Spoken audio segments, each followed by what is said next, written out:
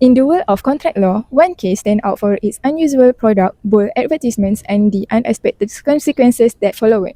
This is the story of Carlill vs. Carbolic Smoke Ball Company, 1892, which is a case that shaped how we understand the promises, offers, and the acceptance in law.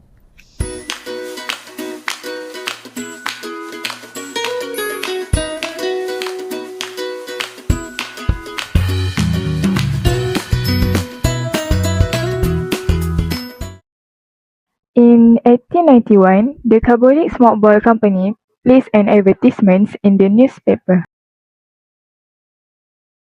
promising £100 to anyone who used their product as instructed and still caught influenza. To show their sincerity, they even claimed to deposit £1,000 in the bank. Many were in threats, including Mrs. Louisa Carlill.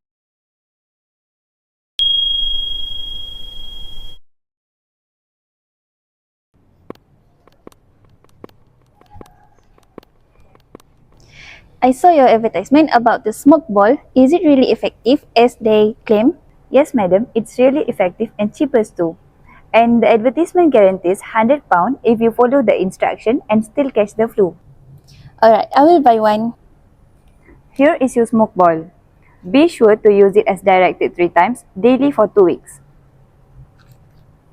Let's hope this strange little ball keep its words. But Mr. Carlill purchased the smoke ball and used it exactly as instructed, which is 3 times a day and for 2 weeks. She has followed every guidelines written in the advertisement. But then, despite her careful use of the smoke ball, Mrs. Carlill still fell ill with influenza. A doctor's confirmations left no doubt. She had followed the rule, yet the product failed. Mrs. Carlill returned to the company to claim the £100 reward as promised in the advertisement. However, I am here regarding your advertisement. I purchased your smoke ball, used it exactly as instructed, 3 times a day for 2 full weeks, and yet I still caught influenza. I am here to claim the £100 reward you promised. Oh, Mrs. Carlill, I see you have written. I'm truly sorry to hear that you are unwell. However, I must clarify, our advertisement was not meant to be a binding contract. It was more of a general encouragement to promote public confidence. Also, we didn't receive any formal notification from you before you started using the smoke ball. So, we had no way of knowing that you were even taking part in this offer. But your ad clearly said that anyone who used the smoke ball as instructed and still caught influenza would receive £100. You even stated you had deposited £1,000 to show sincerity. That sounds like a promise to me. Oh no, but we never intend to contract with every single person who reads our ad. Imagine if thousands of people came claiming the reward. It would be a chaos. But of course, we are sorry about your condition. Perhaps you didn't use the product correctly or consistently.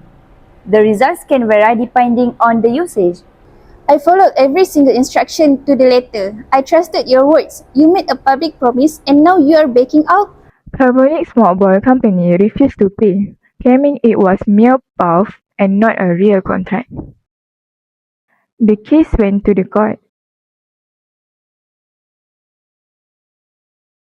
All rise. The Court of Appeal of England and Wales is now in session. The Honourable Justice proceeding.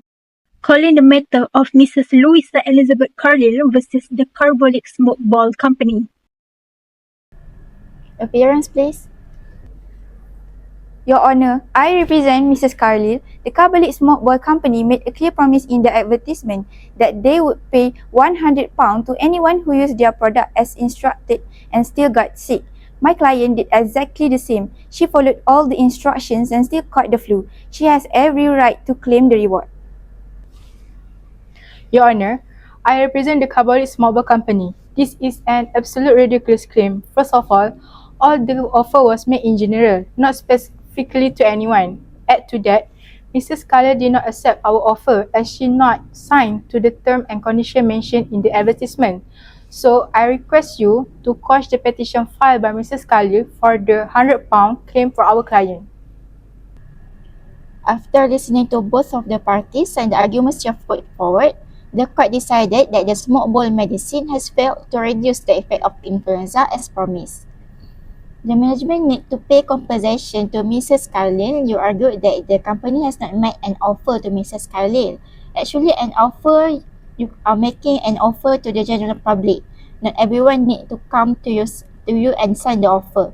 And the £1,000 that your company has deposited in Alliance Bank is a proof that you truly mean to compensate anyone who did not cured by your medicine. The judges ruled in favor of Mrs. Carlill. They held that the advertisement was a unilateral offer, and Mr. Carlill had accepted it by performing the act. Thus, a binding contract was formed. The case of Carlill vs. Carbolic Smoke Ball Company is the one of the most significant cases in the contract law. Okay, let's break down the key elements. The fact of the case is the Carbolic Smoke Ball Company puts an ad in the newspaper, but they promise to pay £100 to anyone who used their product as told, but still got influenza. Mr. Carlill used the smoke ball exactly as instructed, but she still got sick when she asked for £100 to the company, but the company refused to pay. So, was the advertisement a legally binding offer? Could Mr. Carlill's use of the product be considered as acceptance?